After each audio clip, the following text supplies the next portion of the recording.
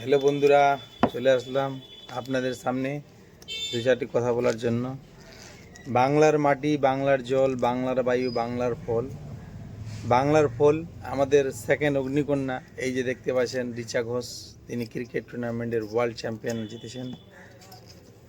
আমাদের পশ্চিমবাংলার গর্ব রিচা ঘোষ ওয়ার্ল্ড চ্যাম্পিয়ন হয়েছেন, এই বিষয় নিয়ে কি বলতে চান?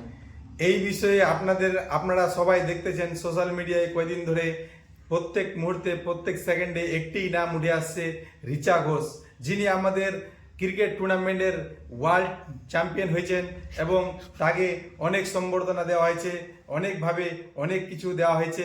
যেমন ধরেন সোনার ব্যাট দেওয়া হয়েছে, সোনার বল দেওয়া হয়েছে এবং মমতা ব্যানার্জি তাকে 34 রান এবং 34 রানের 34 লক্ষ টাকা তাকে পুরস্কার হিসাবে একটি চেক তাকে দিয়েছে। এই মহিলা দলের হয়ে আন্ডার-19 ওয়ার্ল্ড কাপ জিতেছেন।